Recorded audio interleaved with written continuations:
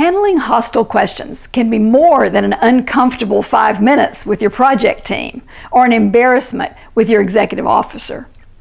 If fumbled badly in a highly visible setting, these questions can stall or even end your career.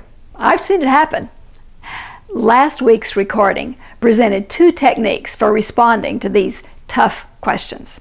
So here are 2 more techniques that you'll find useful at some point as you deliver a presentation, as you meet with a client, or maybe even as you negotiate a partnership.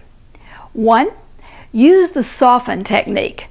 When someone asks a hostile question, typically their body language and their tone of voice match their words. They sound angry. Their body language looks aggressive. So when you respond, it's only natural that you match that body language, that you match the tone. If not purposefully, then subconsciously.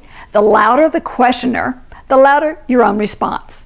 The more sarcastic the asker, the more caustic your reply. So to remain in control, avoid that trap. Instead, use the soften technique. While I'm not advocating that you become weak and subdued, I'm suggesting that you set the pattern for neutrality and calmness. That is, break direct eye contact. Sweep in the larger scene, the larger audience as you respond to them.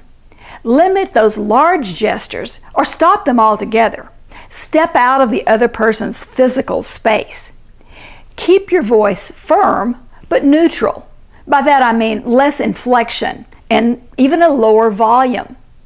Your calm composure will tend to encourage that hostile questioner to return to a less hostile demeanor.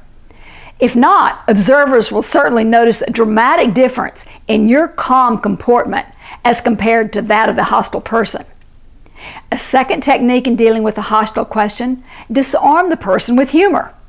Most people will find it very difficult to remain hostile when they've been struck with a humorous remark.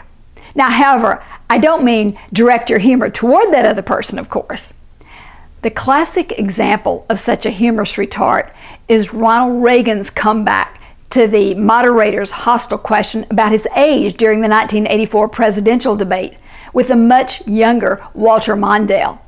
In that debate, the moderator asked him, "Mr. President, I want to raise an issue that I think has been lurking out there for 2 or 3 weeks and cast it specifically in national security terms.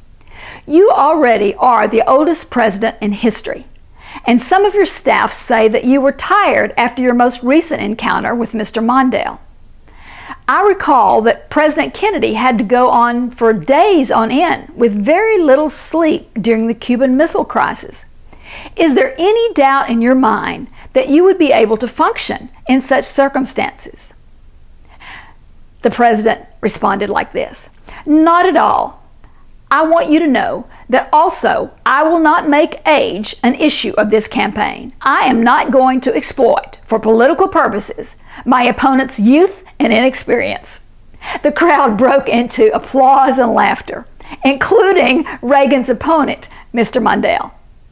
Now, in the 2016 presidential races in the U.S., there were similar moments of humorous retards. Unfortunately, most were not good-natured. While there may have been points scored with the supporters, the barbs did little to improve the various candidates' standings with viewers en masse. Granted, Reagan probably had that age line planned for the inevitable question. You may not think as quickly on your feet, but when you do, your humorous, self-effacing comments can be helpful, particularly in a hailstorm of hostility. Humor disarms hostility when it diffuses, not increases, emotion. Although there are at least a dozen effective techniques to respond to a hostile question, these 4, the 2 here and the 2 in last week's recording, represent the first line of defense against a fumble.